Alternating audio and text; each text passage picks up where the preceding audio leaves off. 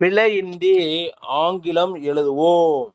1. I have visited Singapore last week என்று எழுதுவது தவறாகும். காரணம் என்றால் present perfect tense have visited present perfect tense. அது லாஸ்ட் வீக்னு போட்டா தப்பு எழுதுறது. எப்படி சரியாக எழுதுவோம் என்றால் I visited Singapore last week அப்படி என்று எழுதுவது சரியாகும். பாஸ்ட் என்னால I visited last week. 2. He is unwell is he அப்படி டேக் அமைப்பது தப்பாகும். He is unwell isn't he என அமைப்பது சரியாகும். காரணம் என்ன, ஈஸ்ங்கிற வெர்பு பிரசன்ட் டென்ஸ், அதுக்கு is not என்ற பிரசன்ட் டென்ஸ் டேக் அமைப்பது சரியாகும். 3. I don't need no help என எழுதுவது தவறாகும். I don't need no double negative don't know. I don't need any help என எழுதுவது சரியாகும்.